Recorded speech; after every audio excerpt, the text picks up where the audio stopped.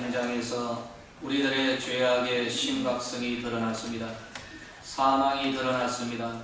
그러나 하나님의 그 사랑 역시 그 자리에서 드러났고 그 하나님의 생명과 사랑이 우리들에게 주어진 바 됨을 감사합니다. 오늘도 하나님의 은혜로 살아가는 저희 백성들, 주의 말씀을 듣는 이 때에 말씀을 통하여 은연중에 드리워진 불신과 염려와 걱정의 결박들이 깨트려지는 은혜의 시간이 되게 하옵소서. 진리를 알지니 진리가 너희를 자유케 하리라 하셨습니다. 아버지여, 이 땅 가운데서 오직 우리들이 붙들어야 할 것은 하나님의 진리의 말씀인 줄로 믿습니다. 삶 가운데 말씀이 떠오르게 하시고 기억이 나게 하시고 믿음의 손을 펴서 하나님의 말씀을 붙드는 살아있는 성도들이 되게 하여 주옵소서. 이 한 시간 온전히 성령님 운행하시리라 믿사오며 예수님의 이름으로 기도드리옵나이다. 아멘. 할렐루야. 아멘. 하나님의 크신 은혜가 우리 성도님들 가운데 충만하게 임하기를 예수님의 이름으로 축복합니다. 아멘. 우리 성도님들과 함께 종종 식사를 할 때가 있습니다. 그때에 하나 느낀 점이 여러 가지가 있는데요. 그 가운데 하나는 이것입니다. 제 배가 어느 정도 굴러와야 비로소 옆 사람이 눈에 띄기 시작하더라라는 것 참이 묘하더라고요. 그래서 맛있는 음식을 두고 처음에는 묵묵하게 먹습니다. 그러다 보면은 배가 어느 정도 차면은 그때서야 앞에 장로님이 계시는구나, 옆에 권사님이 계시는구나, 그때서야 이제 한마디 나오기 시작하는 겁니다. 장로님 맛있게 드십시오. 맛있는 거 이미 다 먹은 상태죠. 그래서 느낀 점은 이것입니다. 내 배가 굴러야 되는구나 하는 것을. 근데 뭐 저만 그런 것이 아니더라고요. 장로님께서도 어느 정도 들어가시니까 목사님 많이 드시기 바랍니다. 권사님 역시 마찬가지예요. 근데 그러니 하면서 그렇죠. 우리의 배가 부르면 마음이 부드러워지는 것 같습니다. 여유도 생기는 것이죠. 그래서 예수님께서도 목회를 하실 때에 식사를 상당히 비중 있게, 이 보면은 복음서에 보면은 식사하실 때에 이런 말씀이 많이 나옵니다. 그런데 영적인 영역에서는 조금 다른 현상이 나타나죠. 배가 부르면은, 영적으로 배가 좀 부르면은 예수님 생각이 잘 나지 않는 그런 현상이 있는 것 같습니다. 그리고 갈급한 마음도 서서히 사라져버리죠. 이것이 바로 하나님의 은혜를 헛되이 받는 경우가 아닐까라고 생각합니다. 우리가 예수님을 갈급하게 찾는 때는 거의 대부분 우리에게 무엇인가 일이 있을 때입니다. 그것도 내가 도저히 해결할 수 없는 그런 일들이 일어날 때, 그때에는 우리의 마음속에 꺼져 있었던 것 같았는데 결국 꺼지지 아니하고 다시 타오르는 하나님을 찾는 갈망이 타오르게 되는 것이죠. 설교를 준비하면서 권혜경이라는 가수의 노래 하나가 떠올랐습니다. 옛날 분이죠. 저도 이제 이분이 권혜경이라는 것은 제가 이제 검색을 해서 알았습니다. 그 가수가 불렀던, 여러분 혹시 호반의 벤치라는 옛날 흘러간 가요를 아시는가 모르겠습니다. 제목은 좀 생소하리라 생각하는데요. 내용은 들어보시면 잘 알 겁니다. 제가 음치라서 부르지는 못하겠고 가사만 한번 들려드리겠습니다. 내님은 누구일까? 어디 계실까? 무엇을 하는 님일까? 만나보고 싶네. 신문을 보실까? 그림을 그리실까? 가름한 얼굴일까? 도dom한 얼굴일까? 호반의 벤치로 가봐야겠네. 혹시 기억이 나십니까? 잘 모르시는 것 같네요. 저 같은 사람이 안다면 상당히 많이 유명한 곡이 아닐까라고 생각이 듭니다. 어쨌든 이걸 떠올리면서 다시 한번 틀어서 제가 한두 번 들어봤습니다. 내 님은 누구일까 하는 그런 힘들 때 이런 생각에 잠기곤 했습니다. 내가 지금 이렇게 힘든데 예수님 도대체 지금 어디에 계시는가? 그래서 이 가사를 넣으니까 옛날 저는 이름을 몰랐는데요. 권혜경이라는 가수가 불렀던 바로 그거죠. 그래서 결론은 뭡니까?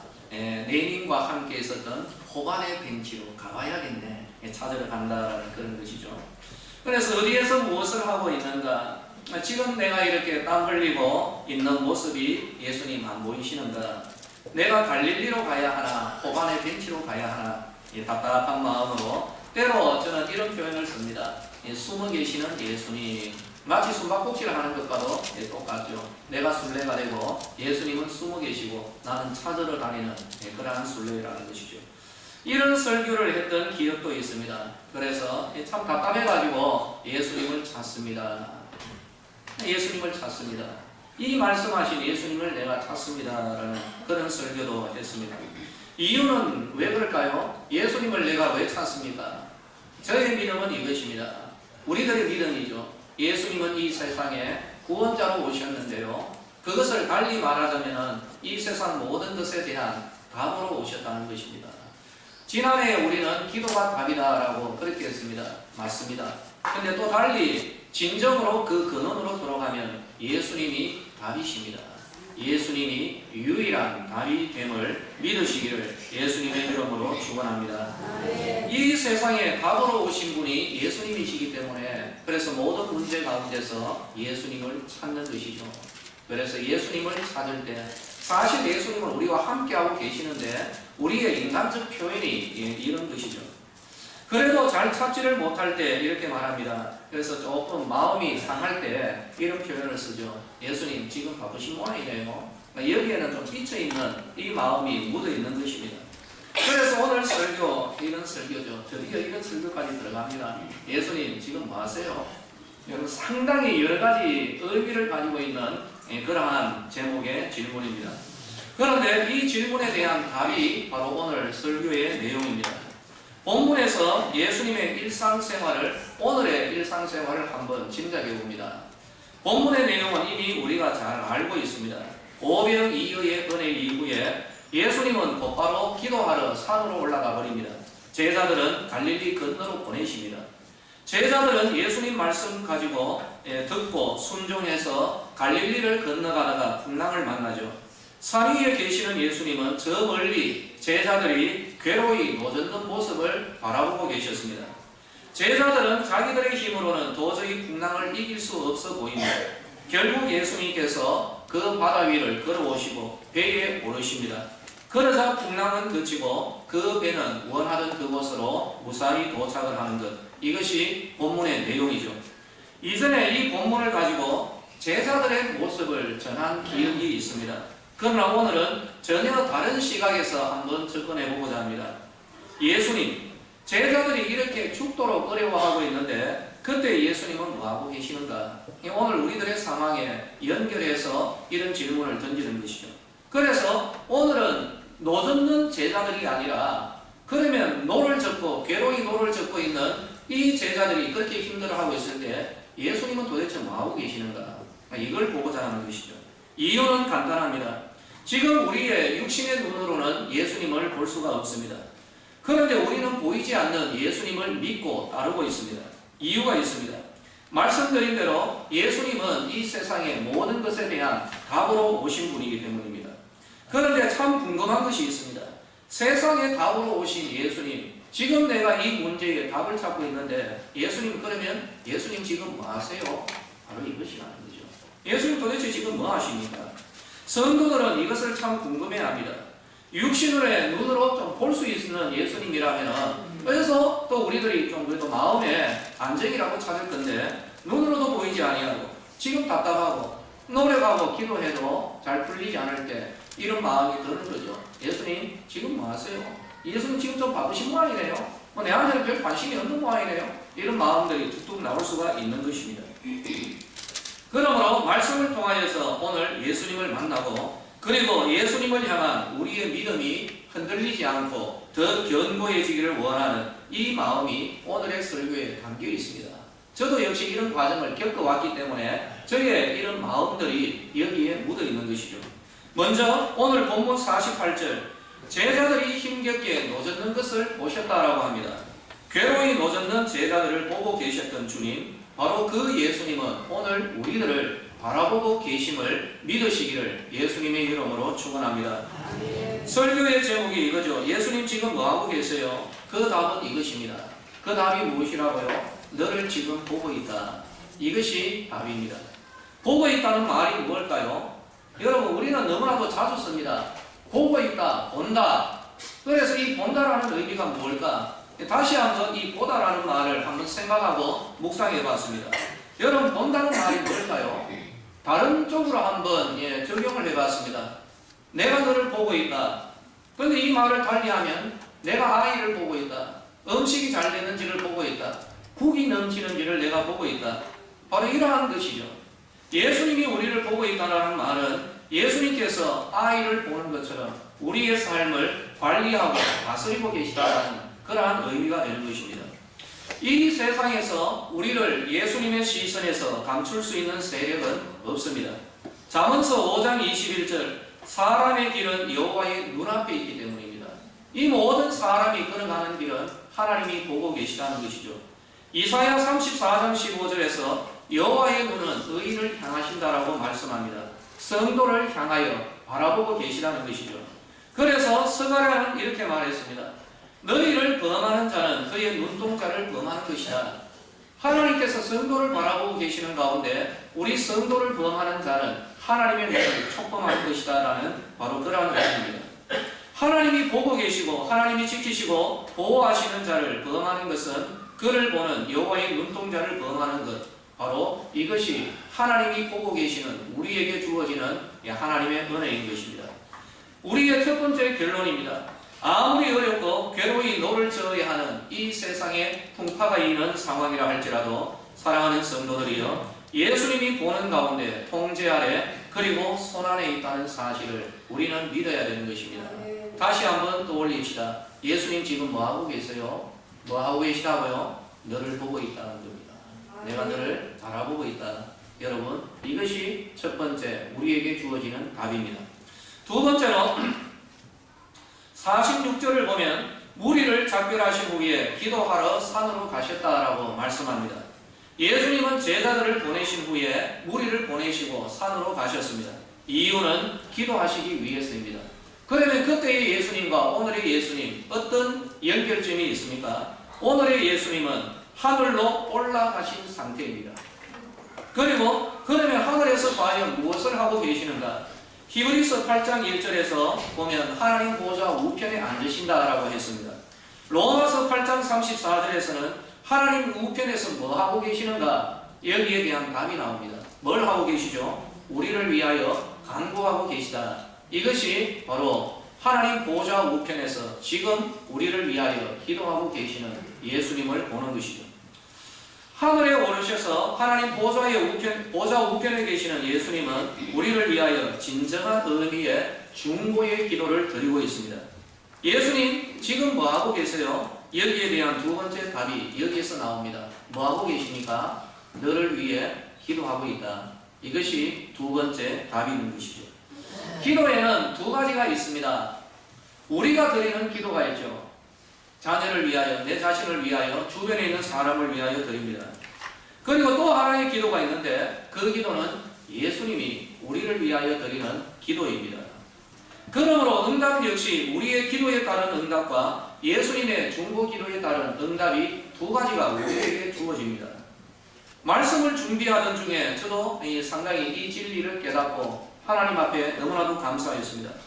저의 경우입니다. 저의 경우이지만 우리 모두의 경우라고 저는 그렇게 믿습니다. 때로는 제가 구하지 않은 그런 은혜도 제가 받습니다.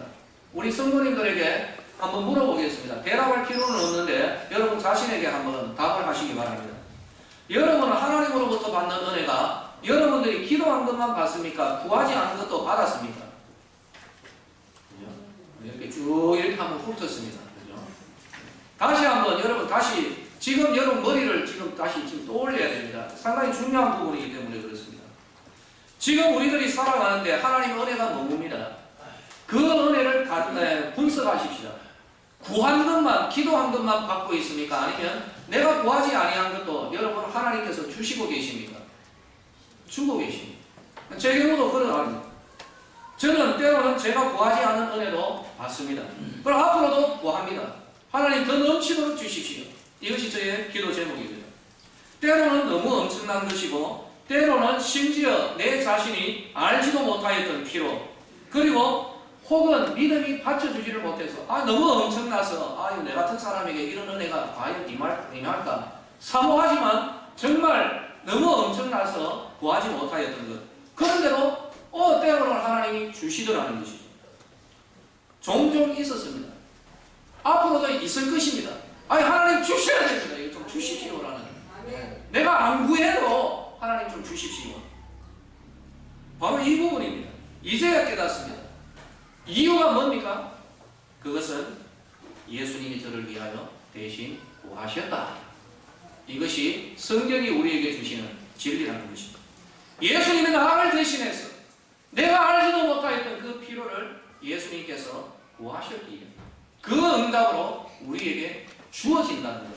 이것을 믿으시기를 예수님의 이름으로 축원합니다. 본문의 제자들이 이렇게 바람이 거스르는데도 포기하지 않고 끝까지 노를 젓고 있었던 이유가 뭘까요? 한 걸음도 앞으로 나아가지 못한 채 괴로이 노만 저어야 되는 상황에서도 뒤돌아가지 않고 노를 저었던 이 불굴의 힘과 인내, 이것이 과연 어디에서 주어졌을까요? 그들을 바라보시던 예수님의 기도가 원인이었습니다. 예수님은 산 위에 올라가셨고 괴로이 노젓는 제자들을 보고 계셨고 그들을 위하여 기도하고 계셨다. 이것이 본문의 내용이죠. 그 은혜입니다. 예수님이 제자들을 왜 보고 계셨겠습니까? 이들에게 진정으로 필요한 것이 무엇인지, 그리고 지금 현재적으로 이들 제자들이 깨닫지는 못한다 할지라도 있어야 할 것이 무엇인지를 예수님이 보고 계시는 것입니다. 그것이 바로 그것이 충족되고 공급되어지도록 본문에 따르면 제자들이 지금 이 순간에 필요한 것은 바람과 파도에 뒤로 물러서지 않는 용기와 도전의 정신을 예수님께서 구하시고 보내어 주셨던 것입니다. 우리의 삶 속에서 뜻밖의 주어진 은혜를 기억에 다시 한번 떠올릴 수 있기를 바라겠습니다. 여러분, 그 은혜를 받은 사람들 우연이라고요? 여러분, 우리 그렇게 생각하지 마십시다. 아닙니다. 운이나 재수 좋다는 식으로 여기면서 살아갈 수는 없습니다. 누군가에게 뜻밖의 은혜를 입었는데 그 사람 인심이 좋아가지고 아이고 이런 재수가 좋다, 운 좋다, 저 사람 참 좋다, 그래요, 그럴 수가 있습니다. 그러나 아닙니다. 우리 그렇게 믿지 마십시다. 생각지도 못했는데 그렇습니다. 우리는 생각지도 못하고 할 수도 없는 그런 은혜가 우리에게 종종 임합니다. 그러나 적어도 하나님을 믿는 우리 성도들은 바로 그때에 우리를 바라보고 계신 분이 계시고 있다는 것, 바로 그분을 떠올려야 하지 않겠습니까? 사랑하는 성도들이요, 그렇게 좋습니다. 이때까지는 그렇게 생각해도 어쩔 수 없다라고 여기십시다. 그러나 이제는 달라야 됩니다. 우연이라고요? 상대방의 호의라고요? 아닙니다. 그렇게 생각하지 마십시다. 예수님이 우리를 위하여 구하신 것입니다. 내가 놀랐지만은, 내가 생각지도 못했지만은 정말 하나님의 위대한 신비와 우리는 이해가 안 됩니다. 어떻게 우리를 위하여, 한 사람 한 사람을 위하여 예수님이 우리를 위하여 기도하고 계시는가? 어찌 그런 일이 있을 수 있는가? 그러나 저는 믿습니다. 예수님이 나를 위해서 우리 성가대 한 사람 한 사람 집어가면서 여기 앉아 계신 우리 장로님들, 우리 집사님, 권사님들, 하나님의 그 위대한 신비로, 하나님의 방법으로 그냥 뭉뚱그려서 기도하는 것이 아니라 우리를 위하여, 한 사람 한 사람을 위하여서 우리를 위하여 기도하고 계십니다. 믿으시면 아멘 하시기를 바랍니다. 바로 그 기도에 대한 하나님 자신이 되는 예수님의 그 기도로 오늘 우리에게 내가 도와지도 아니하였던, 깨닫지도 못하였던, 그러나 반드시 있어야만 되는 그 하나님의 본질적 은혜가 하나님의 자녀된 우리들에게 주어지고 있다는 것입니다. 우리는 이 은혜에 감사해야 되는 것입니다. 누가복음 22장 31절과 32절에 예수님께서 이런 말씀을 합니다. 베드로가 그때에 이런 말을 하죠. 너희들 다 나를 버릴 거야. 그때에 베드로는 말합니다. 예수님, 저 인간들은 다 예수님 버려도 나는 끝까지 예수님 따릅니다. 물론 농담이 아니죠. 진담이었습니다. 그러나 예수님은 아시죠. 야 이놈아, 너 좀 있으면은 너도 토끼놈이야, 이런 생각을 하고 계시는 거예요. 그러면서 베드로는 이 순간에 기도가 절대 이런 기도는 안 나옵니다. 근데 예수님은 이런 말씀을 합니다. 호언장담하는 그 베드로를 보고, 그리고 잠시 뒤에 실족하게 되고 정말 튕겨져 나갈 수밖에 없는 이 베드로를 향하여서 예수님께서 이런 말씀을 주시는 겁니다. 시몬아 시몬아 보라, 사단이 너희를 밀가부르듯 하려고 요구했지만 그러나 내가 너를 위하여 내 믿음이 떨어지지 않기를 기도하였노니 너는 돌이킨 후에 내 형제를 굳게 하라. 예수님 기도하고 계시다는 것이죠. 이겁니다. 베드로가 예수님을 부인하고도 회복될 수 있었던 그 믿음의 회복은 베드로가 그렇게 기도한 적 없습니다. 베드로는 낙심하고 끝났다, 종쳤다, 나 고기 잡으러 간다, 땡! 이라고 했지만 끝까지 예수님은 막 붙들면서 그 일이 일어나기도 전에 시몬아 낙심하지 마라, 괜찮다. 그리고 뭐라고요? 내가 너를 위해서 기도한다. 네 믿음이 떨어지지 않기를. 그래서 네가 돌이키면 너의 형제들로 네가 좀 그렇게 잘 돌보아 주거라. 뭐라고요? 내가 너를 위해 기도한다. 베드로는 도저히 구할 수 없었던 그런 기도, 베드로는 아예 실족하지 않으리라고 자신했던 그때 준비조차도 생각도 떠올릴 수 없었던 그런 내용의 기도를 예수님이 드리셨는데 오늘 저를 위해서, 여러분을 위해서 지금도 깨닫지 못한 그러나 있어야 할 그러한 필요를 하나님의 거룩과 하나님의 영의 충만과 꼭 필요한 것들을 위하여 예수님이 나를 위해 기도하고 계십니다. 믿으시면 아멘 하십니다. 세 번째로, 두 번째 결론을 내리십시다. 여러분, 예수님이 지금 뭐하고 계세요? 너를 위해 기도합니다. 이게 두 번째 답입니다. 세 번째 48절 말씀, 밤 4경쯤에 바다 위로 걸어서 그들에게 오셨다라고 하시죠. 기도만 하고 바라만 보고 계시지는 않습니다. 제자들에게 다가가셨던 예수님은 오늘 우리들에게도 진행 중이십니다. 다가오고 계시고, 그리고 우리의 믿음의 눈을 볼 때 이미 우리가 타고 가는 영적인 배 위에 오르고 있다는 것을 보고 있어야 하는 것이죠. 밤 4경은 새벽 한 3시가량입니다. 그때로부터 밤 4경이라고 하죠. 해질녘에 갈릴리에서 배를 띄운 제자들이 새벽 3시까지 정말 괴로이 노를 저었던 이유는 바람과 파도로 인해서 풍랑이 거세게 일어났기 때문입니다. 우리를 보고 기도하시는 예수님, 그럼에도 불구하고 바로 이 바람과 파도 가운데 괴로이 노젓는 제자들에게 다가가셨던 예수님은 오늘 우리들에게도 바라만 보지 않습니다. 바라보죠. 기도만 하지 않습니다. 기도하시는데 기도만 하시지 않습니다. 어떻게 해요? 다가오십니다. 요한복음 14장 18절, 내가 너희를 고아와 같이 버려두지 아니하고 너희에게로 오리라. 그 모든 은혜가 51절, 오늘 51절에서 배에 올라 그들에게 가시니 무엇이 그치는지라?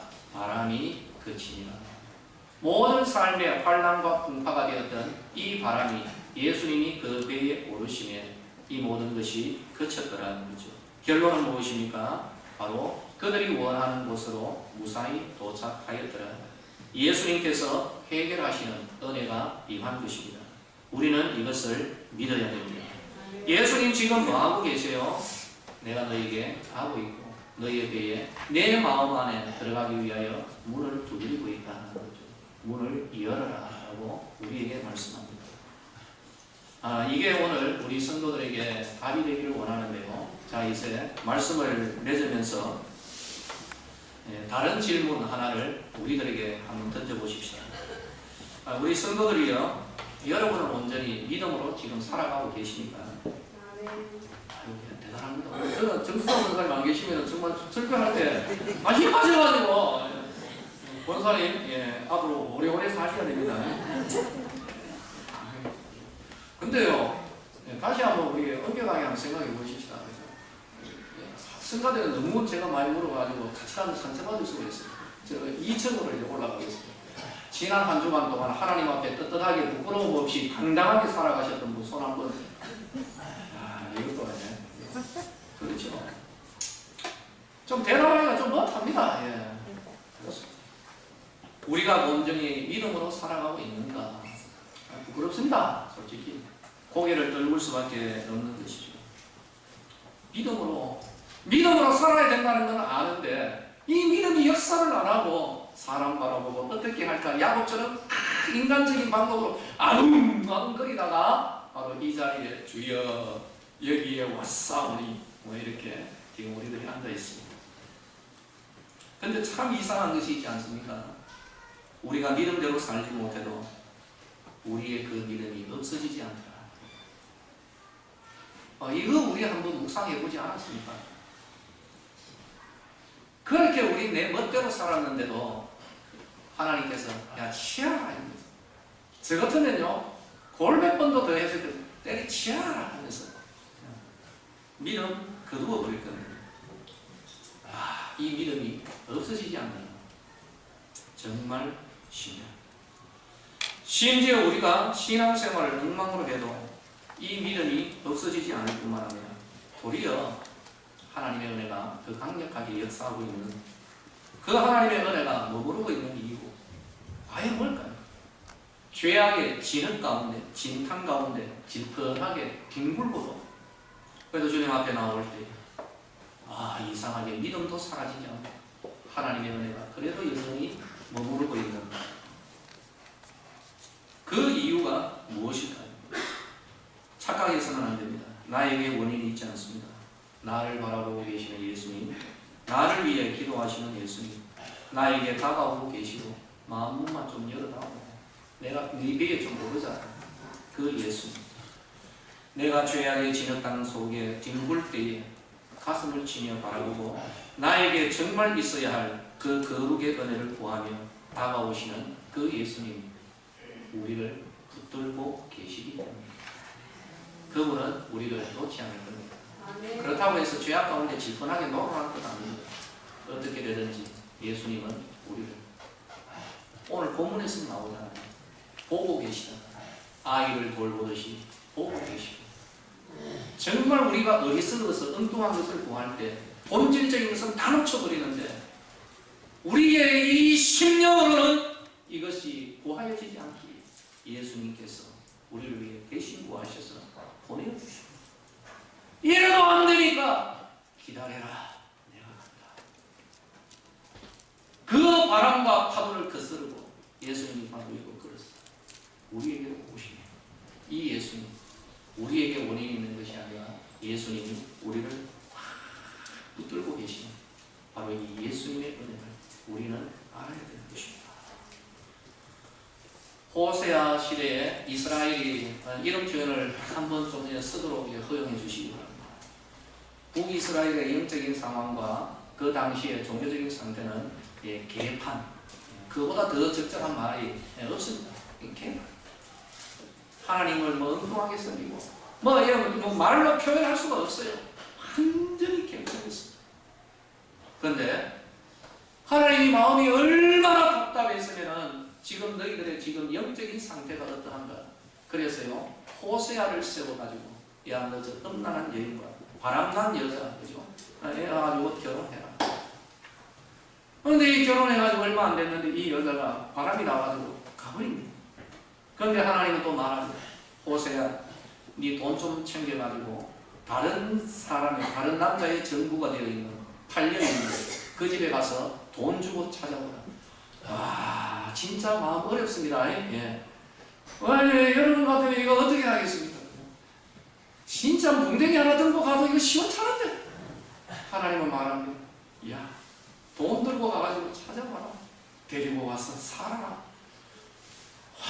진짜 어렵습니다.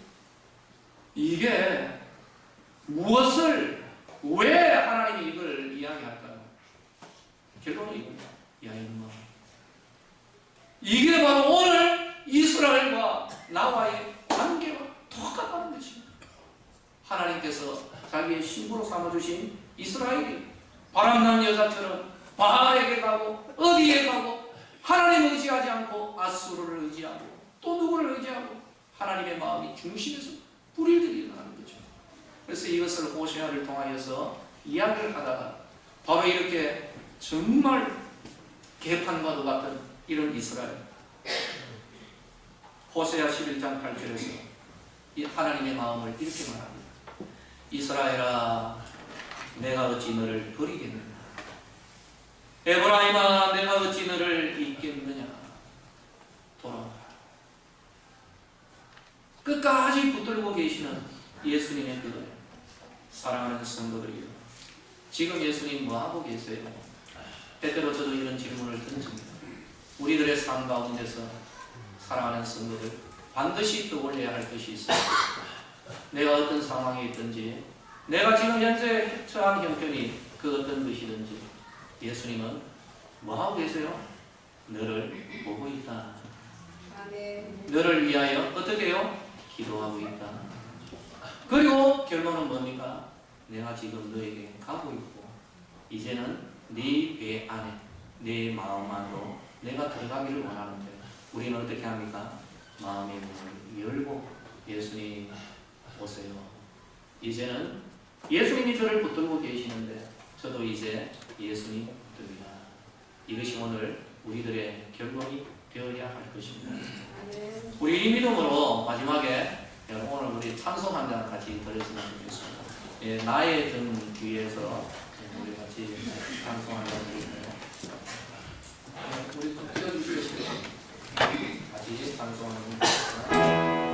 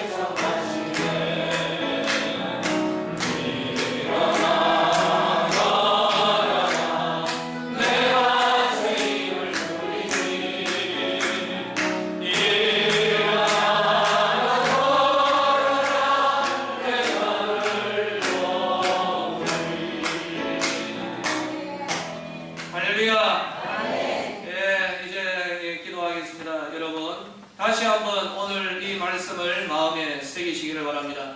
예수님 지금 뭐하고 계세요? 세 가지 답이죠. 너를 보고 있다.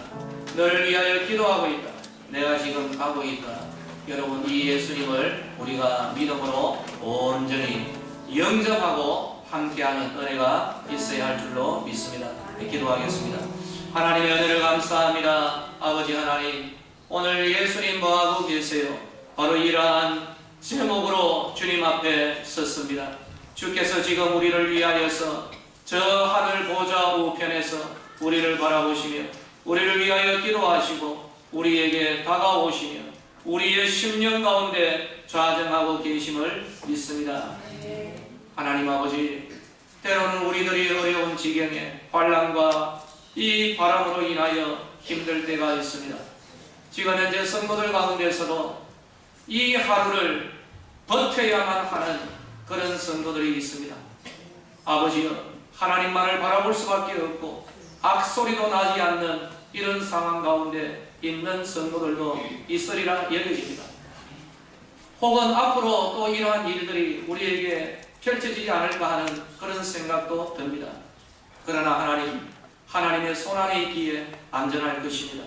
하나님이 우리를 바라보고 계시기 때문에 하나님의 눈을 촉범할 수 있는 세력이 없기에 우리를 향한 하나님의 그 눈, 거기에서 떼어놓을 수가 없기에 우리의 눈으로는 볼 때 힘들고 어렵지만 안전한 하나님의 손안에 있음을 믿습니다. 하나님이 우리를 위하여 기도하고 계시기에 아버지여, 정말 우리에게 있어야 할 것들이 지금도 부어지고 있음을 믿습니다. 다가오시는 예수님을 바라봅니다. 성령 하나님, 그러므로 그 예수님을 찾으며 그 예수님께 오늘도 믿음으로 기도합니다. 상하고 지친 심령들 이 자리에 분명히 있습니다. 드러내지는 않지만 그 심령이 썩어 들어가고 힘들어서 내려놓고 싶은 자들도 이 자리에 있을 것입니다. 오늘의 말씀이 그 영을 살리게 하시고 그 영의 눈을 뜨게 하시고, 그래요, 하나님이 나를 바라보고 계시고 예수님이 나를 위하여 기도하고 계시고 예수님이 나를 보호하시고 예수님이 나에게 다가오셨습니다라는 믿음의 선포가 일어나게 하옵소서.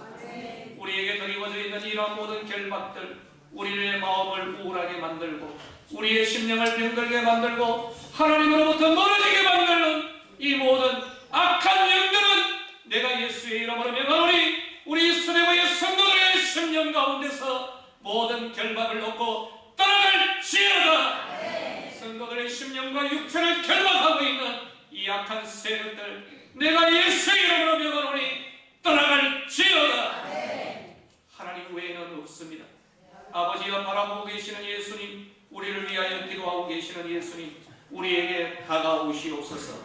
오시옵소서. 저희들에게로 오시옵시고 환난과 바람, 풍파가 그치고 우리들이 소망하는 엘림으로 도착할 수 있도록 이끌어 주시옵소서. 그렇게 하실 하나님을 찬양합니다. 그렇게 하실 하나님을 높여드립니다. 오늘 믿음으로 만든 성도들이 이 자리에 있습니다. 내 믿음대로 될지어다. 하나님 아버지, 믿음으로 이 말씀을 받았사오니 이 말씀이 성도들의 삶 가운데 육화되어 일어나게 하시고 영안이 열려지게 하여 주시고 심령이 열려지며 그 가정에 예수님이 다시 좌정하시는 은혜가 있게 하여 주시옵소서. 하나님의 영광이 드러날 것입니다. 마음의 문만 열 때에 아버지여, 하나님의 은혜가 일어나게 될 줄로 믿습니다. 하나님의 부흥을 원합니다. 하나님의 기적을 원합니다.